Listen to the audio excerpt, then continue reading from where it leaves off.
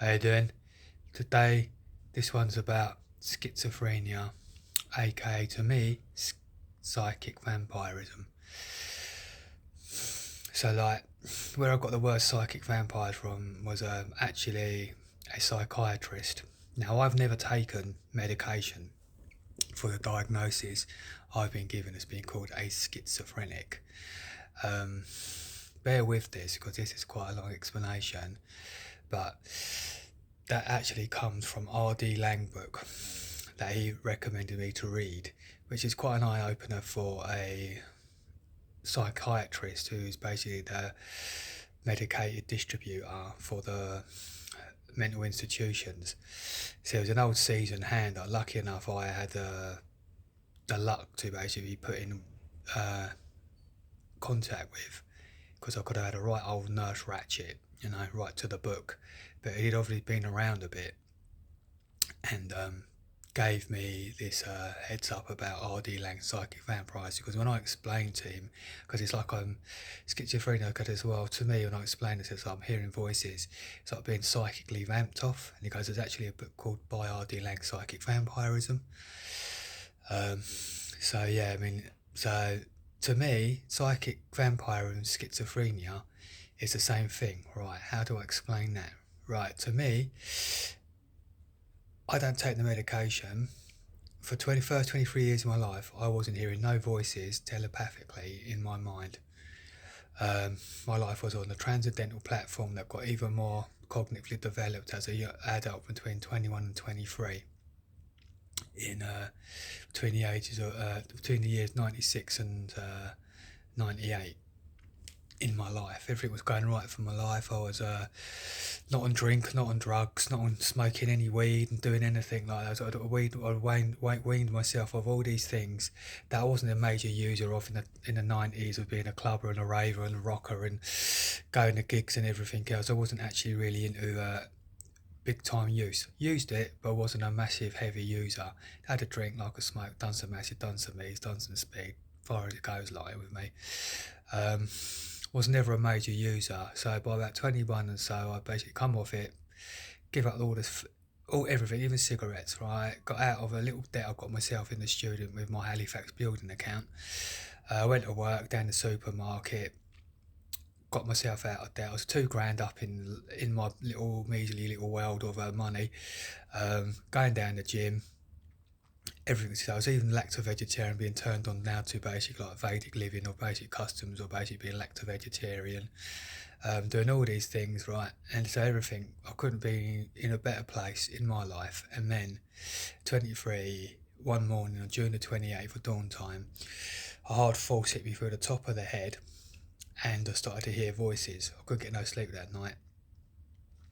And in the dawn time, I just felt this force hit me through the top of the head. I was sort of like sitting up in my bed because I couldn't get no sleep, and it just whacked me right through my head. And the voices started. So it started for me, and I started hearing voices from that moment in, and it hasn't stopped.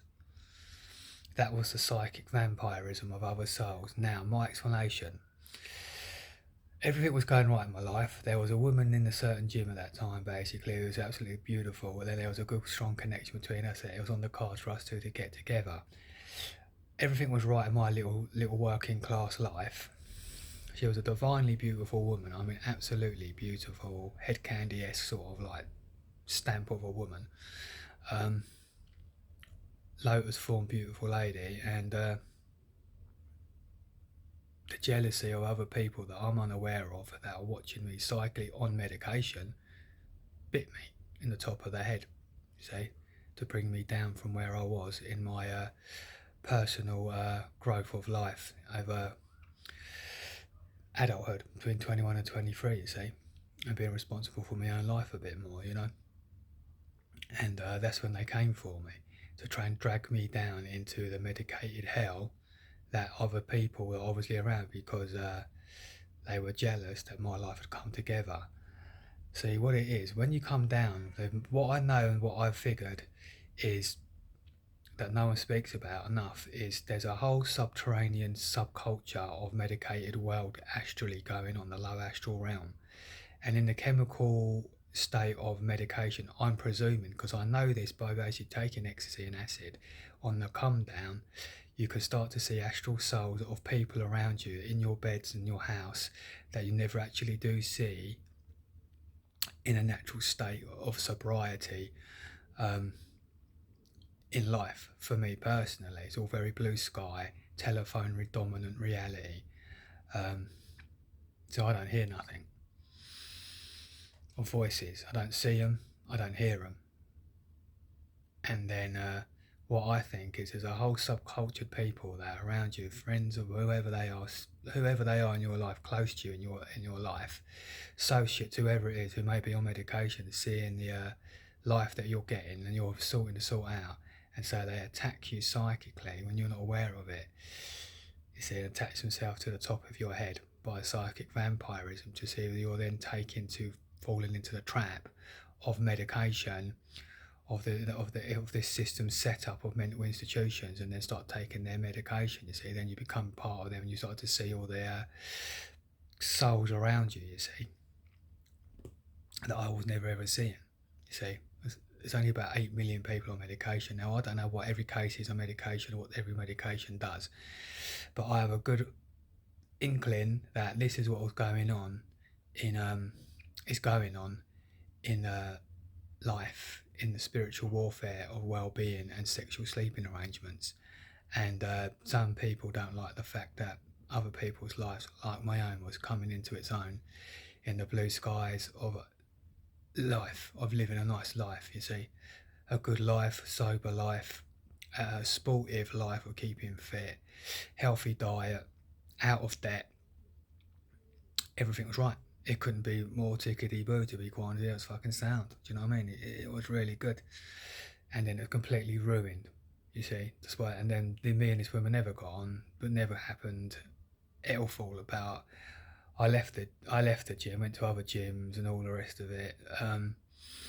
And my life has just been me consistently just basically keeping the same stability of life. Yes, I do now smoke and drink a little bit sometimes now, after having a 7-year gap from 21 to 20 of not drinking and smoking. Still a vegetarian, lacto-vegetarian that is. Never taken medication, I reiterate again. Never will do. But to me, there's a subcultural well-being warfare going on between people, whether they're your friends, associates in your life, could even be family members that are jealous, that are on medication, that don't like the fact that your own life is coming together where theirs isn't, and it's all coming right for yourself, you see. And as I say, the giveaway to me is that no one talks about is the ability that some people have in the permanent state of being on prescribed medication to see people all around them in an astral lower way, or seeing when people are in their house, in their bedrooms, or basically walking around that otherwise in natural states of sobriety, or just being drunk, or basically having a bit of weed. You don't actually see these things so at all. But on medication, of the chemical medication, it gives you this ability to see things like in an abyss state of medicated state, that you start to see people around you, and so if they see that your life's coming together and they get jealous, they can attack you, but you're unaware of it. So you're hearing voices, but what you can't see is the soul that's actually attaching themselves to you psychically, you see, out of jealousy and trying to hold down on the top of your head here, see, on your Brahmarandra, as is known in the Vedic world, or the crown chakra. And they're basically trying to hold you down and make you hear their voices, you see, and trying to drag you down and taking medication with them. See, this is how, see, that's someone coming through there. I get a lot of voices around me and talking through me and around me. But it's never happened before. For 23 years, I've completed a transcendental platform that basically got even more transcendental between 21 and 23. So yeah, this is my take to what schizophrenia is. It's psychic vampirism, and it's the worst thing you can be labelled with. See, a lot of people are quite sly as well. See, I was bright enough not to take the medication, but see, I was honest enough to say I'm hearing voices. So automatically you'll be labelled to this world's order. That's a schizophrenic. Other people know they don't want to be labelled schizophrenic. Though they're hearing voices, they may go down into the mental institution with an intent to say they're feeling a bit high, a bit low, and they're given medication. So they might say that you've got bipolar, so they're misdiagnosing you, but they're giving you medication because you don't want to be actually labelled as a schizophrenic. just saying there's a potentiality some people, not everyone's cases, right? I'm not overgeneralising everybody, right? I can't. It's everyone's an individual case study, granted, but I do know that there is a subcultured life going on the medication realm of life that's here, basically, and I think it's here to basically try and drag other people around down with them when they don't like that you've actually sorted your life out, you know. And this is what's really going down here on the well-being warfare and the sexual sleeping warfare of what life is, you see. And yeah, that's what's happened, and this is my take for now on what schizophrenia actually is, or psychic vampirism. All right, that's what I've got to say for that.